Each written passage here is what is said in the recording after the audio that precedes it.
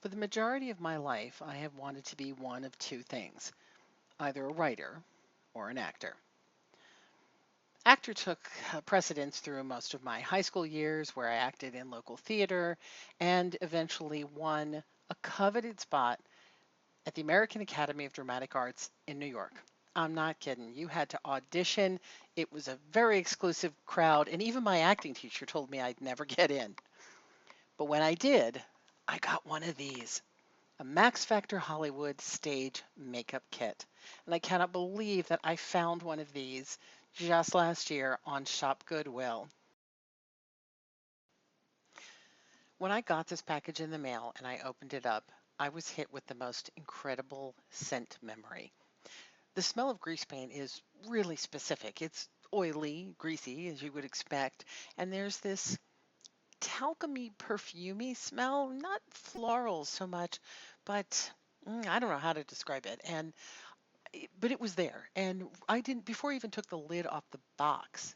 I could smell it, and it reminded me of all my days in the theater, backstage, getting ready, that crazy adrenaline rush you get right before you go on, worrying if you're going to remember your lines or forget your entrance, haunted me in my sleep. And of course, it reminded me of going to school at the Academy in New York, sitting at that table in the basement in front of those big long mirrors, applying grease paint to my face to make me look, well, let's just say I was never really good at what it was supposed to make me look like.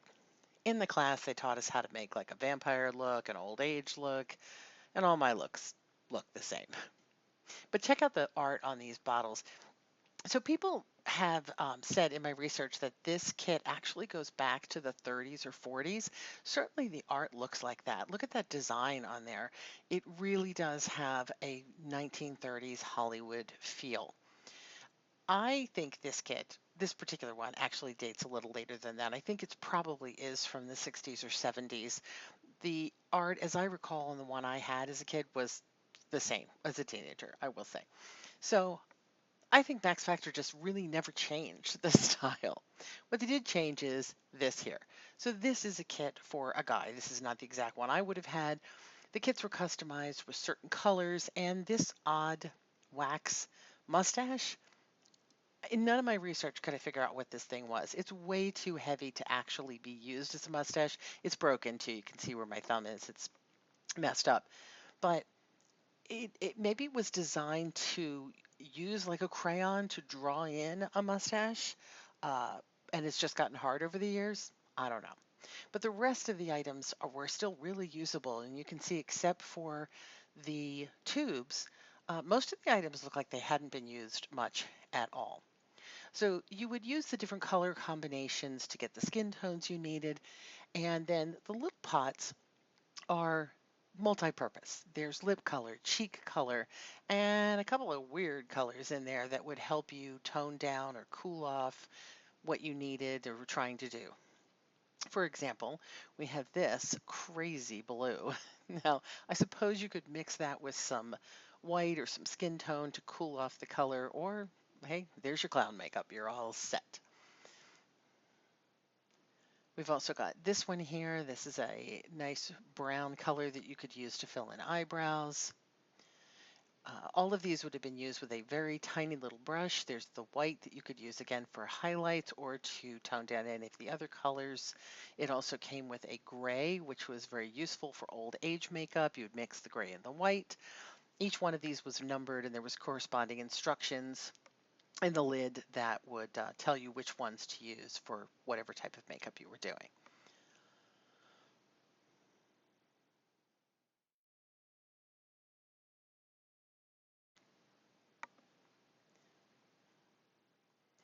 Oh, we missed one pot here. That's another darker, rosier brown. Now the girls' kit would have had more pinks and reds in them for lips and cheeks. We're going to see a really bright red here, well, kind of a pink in a moment. So the back, we have again more of this beautiful logos. This is the face powder. Look at that, Max Factor #9. So the powders would be numbered based on the color, and you would get the one that fit your skin tone. Here we have the inside. You can see this has been used. This powder puff is honestly probably a hazard and should be thrown away, but yeah, we can't do that. And inside was still a ton of powder that would go everywhere. You can see it puffing out even as I close the lid. And again, the smell. It's that talcum powder with that little bit more perfuming. I had to clean up the mess because the powder went everywhere when I opened that up, even barely taking the powder puff out. This item on the side is a cleansing cream. It is a greasy, not, gosh, it's again, if you're old enough to remember Noxzema, it's again waxy, greasy substance, very thick. You can see quite a bit of it has been used, but it was still in good shape, and I tested it to remove some of the makeup that was all over the containers from just again, this box clearly had been used, and it worked great. Uh, Gosh, you can even just see the grease around the edge. I mean, I got to be a fly on the wall. I wish I like could go back in time and see who this kit belonged to. Like, was it somebody in the theater? Were they just hoping to be a star one day? Were they working in summer stock with their little basic beginner kit? Or was this a student in a classroom in high school theater class? The last item we're going to look at is a really unusual piece as well. It's got very unusual art on it. For some reason, this reminds me of a bat. It reminds me of that, was it Bacardi that has the black and red bat logo? Why this one is the different color than anything else, it's a dry rouge. I'm assuming maybe it's a different color because it didn't originally come with this kit or because it was designed for other uses, but it's a very crazy raspberry pink. I'll see here when I get it open.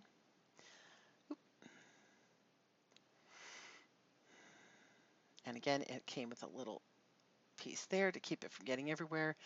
Look at that. So clearly the guy who owned this kit never used this. I think this is a really bright piece. I don't know why it would have been in the guy's kit. I think it must have gotten mixed up. Is a very solid waxy piece that you would use, again, a brush or a foam applicator to use this on your cheeks just to give you a little bit of color. In this case, a lot of color. But gosh, I love the art on that. I think that's my favorite piece of all of them. So this kit, again, the memories it brought back, the smell, the touch. Yes, I squeezed a little bit of those grease paints on my fingers to try it out. I had to.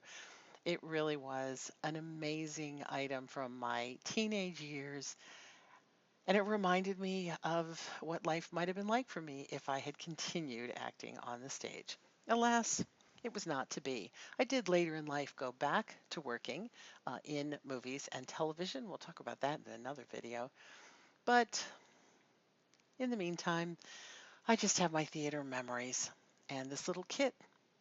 All I have to do is walk by and that's life in the theater.